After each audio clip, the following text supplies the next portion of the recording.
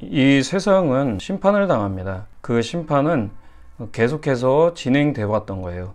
그러니까 구약의 심판, 노아의 홍수 때의 심판이 있었고, 또 어느 도시의 심판 뿐만 아니라 히브리 민족이 국가가 되었을 때에도 하나님의 심판을 받아서 남유다와 북이스라엘이 아수르와 바벨론으로 포로 생활을 했던 것, 그것도 하나님의 심판입니다.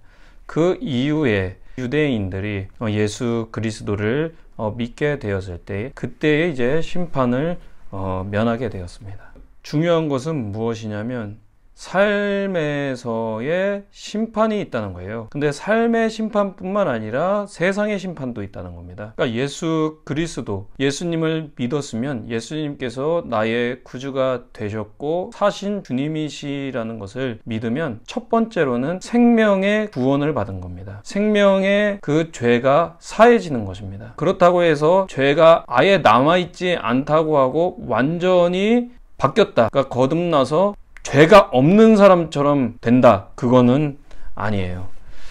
예수님께서는, 하나님께서는 어떤 한 사람이 삶의 시간에서 회심의 시간이 있었느냐 없었느냐 이것을 아시는 분이세요. 그러면 그 사람을 어떤 사람으로 여겨주시냐면 하나님의 자녀로 여겨주시는데, 그렇게 죄에서 어떤 올바르지 않은 행실에서 불법에서 이제 무엇에 의해 삶을 살아가냐면 예수님의 말씀, 하나님의 말씀에 의해서 삶을 살아가는데 무엇이 그대로예요? 세상은 그대로죠. 세상은 그대로인데 하나님께서는 이 세상을 어떻게 하신다고 하셨어요? 심판하신다고 하셨습니다. 근데 그 심판하는 가운데에 세상은 무엇과 무엇의 충돌? 합법과 불법의 충돌이 있다. 그 합법과 불법의 충돌이 있는 가운데에 무엇이 있어야 하냐면 의로운 심령이 있어야 한다. 의로운 심령이 있으면 불법한 행실을 봤을 때에 무엇이 상합니까? 마음이 상하죠. 심령이 상합니다. 하나님께서는 그 사람을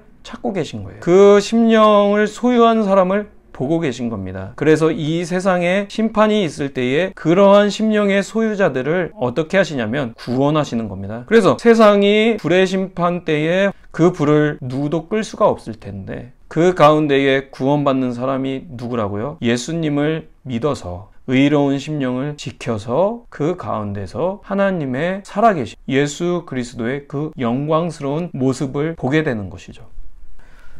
베드로는 이미 그 모습을 보았습니다. 변화산 사건을 통해서 보았습니다. 그런데 지금 예수님을 믿는 사람들이 영광스러우신 그 예수님을 본 것은 아니기 때문에 무엇을 지켜야 한다고요? 의로운 심령을 지켜야 한다. 그리고 무엇을 조심해야 한다고요? 불의의 싹을 조심해야 한다.